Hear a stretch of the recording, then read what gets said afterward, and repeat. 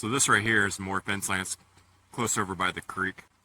But this is the type of fence line that's just completely overgrown. Trees are everywhere, and the idea is to create a 5-foot path on either side of the fence so that we can always access either side, you know, to find holes and all that. I want to be able to, I never was too concerned about some of the sides because I just figured as long as I get access to one side, but the bulls have proved that I need to be able to get to both sides in case they're in a mood. So you can see, like, it just kind of, you know, you got some areas like this right here. Might be hard to see, but fence just kind of leaned down, the barbed wire is all tangled up. And so a lot of this, if I come through and just get it all cut out, all the stuff cut out that doesn't need to be here, I can reinforce the barbed wire to the trees and things I leave behind. You can see a little embankment right there. On the other side is the beginning of a pond we've been starting to dig out slowly, very slowly. Yeah, and then the other side over there is another pasture we have to get the fence for, and all the way up that other hillside. So we gotta get the fence over there, but right now our focus is on, so right there you can see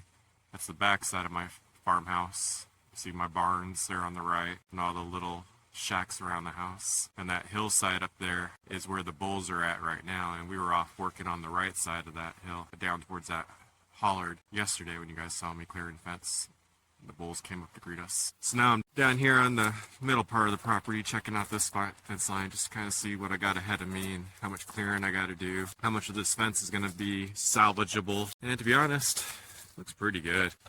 Not gonna lie, at first I thought I had a really bad, thought I was gonna have to come in here and replace a lot more than this than I did. But once I started getting up on that hill up there, when I started having to get up on that hill and work on that fence, I realized that you can actually use a lot of old barbed wire as is. Just gotta be willing to repair it. It might not look pretty, but it'll work. And so like this guy's gonna be this is a wild tree right here, these locust trees. It sprawls out in the most craziest ways all the way down to the ground. I'm kind of torn on how much of this I'm gonna clean up. I need to come into here and get this fence line that runs right here, right in front of the tree. You can see part of the tree has come down and it's still alive now, but that is dead in the way of the fence right there. I'm not sold that I want to cut this, you know? I can't regrow it fast, and honestly, it just looks cool. And I'm imagining if I got the under area here cleared, that one day I'll have this side fenced in. There might be pigs back here or some type of other animal, and underneath this will probably be an amazing spot for them to retreat during the summertime. So I might just have to, you know, it comes leaning down pretty far and like shoots out real fast. So my idea is that I might just be able to build a fence around it and it not be too big of a deal. We'll see. Like I said, I'm less inclined to cut this until I feel like it's just absolutely bugging me or in the way or preventing things that I think are more important than it existing. But to be quite honest, it's just such a cool looking tree that I'm not in a hurry to get rid of it. Every time I come back here and take a look at it, especially during the summertime, it is really cool looking. It's very spooky looking. So a recent 3-day storm came through the valley and Cabin Creek flooded. This used to be my grill down here by the creek. It was a nice stone grill that we built that we used quite often, and I just found it today. It's a little sad, but you know, lose one thing, you gain another. That same storm dropped off what looks like dump loads of gravel. Just so much.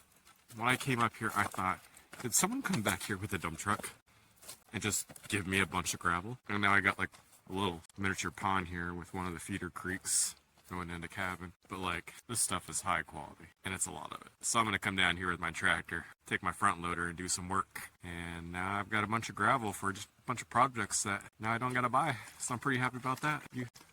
Toffee seems to enjoy her little pond. So we gave these guys a 50-pound mineral block yesterday. That's what's left of it. Now they're acting like crackheads. Y'all are crazy. Here, I got another one. Right back at it. So the one they devoured had fly control. Wasn't technically a mineral. I mean, it was kind of a mineral block. There was a lot of other things too. But they ate it like it was candy. This is just a normal trace mineral block here.